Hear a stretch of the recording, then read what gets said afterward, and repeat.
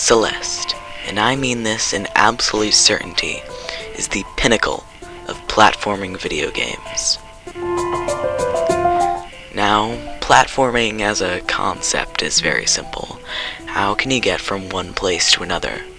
But as gaming has evolved, that simple idea has flourished into a beautiful combination of puzzle solving, impressive timing, and mechanics that you have to integrate into your play. No game does this better than Celeste. When you start out, it's very clear what your objective is. Climb the mountain. You don't know why, you don't know what this mountain means to you, but you know it's the most important thing in the entire world that you climb that mountain. All things around you drift away. It's just you and the game.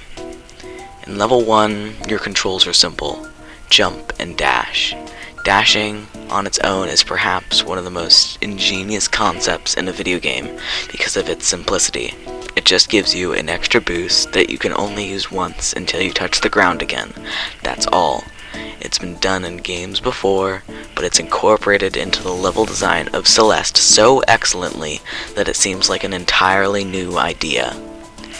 Now, for pretty much the entire game, all you can do control-wise is jump, dash, move, and you can hold on to and climb walls. So what's changing throughout the entire game to make things interesting? The levels. Each level is based around a different theme. Themes that all fit surprisingly well in a mountain aesthetic. Towards the base of the mountain, the entire level is very city-like, and they use moving platforms with conveyor belts to add challenge. There's even a haunted hotel a bit up the mountain that's infested with spiritual ghosts that you have to get around that really fit in with the game's pixelated art style. In fact, style is another great thing about Celeste.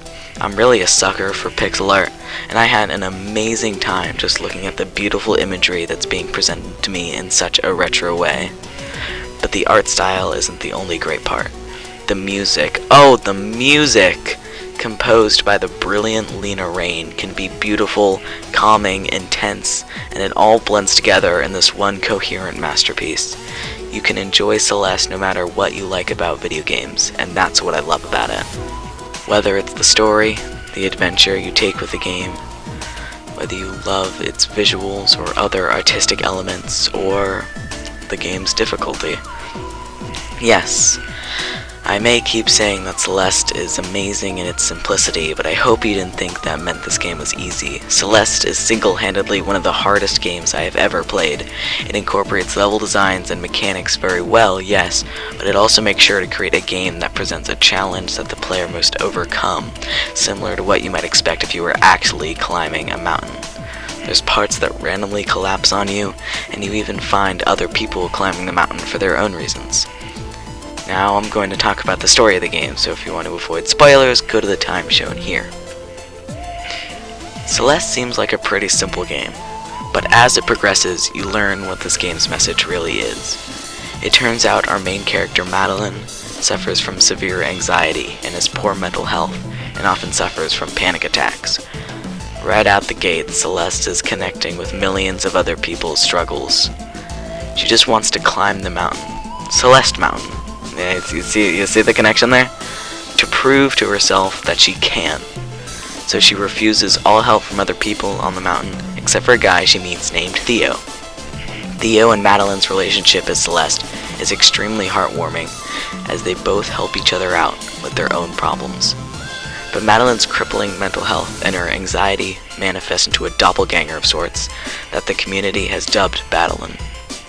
The game has amazing symbolism throughout how you interact with Madeline over the course of the game. At the beginning, you're running from her. Then, you're rejecting her and finding ways to stop her. But by the end, you embrace Madeline, and the two of them combine forces and are able to finally climb Celeste Mountain by doing it together. This represents how running, hiding, and fighting your anxieties might seem like the right thing to do, but you'll never truly escape from them. You just have to accept them. Reaching the top of Celeste Mountain is one of my favorite moments in video games that I felt was a legitimate accomplishment. Celeste is a game that once you're done with it, you either leave it resting in your Steam library, looking back on your fond memories with the game, or you optimize the controls to beat it as fast as possible.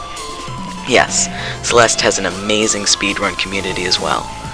After all, Celeste was originally made with the speedrun community in mind.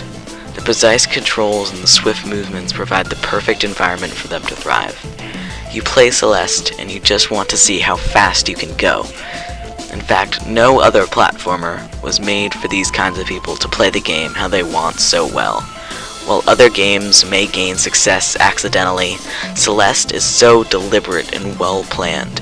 Every single aspect of it makes it a triumph of the genre it was born out of. Celeste reimagines platforming.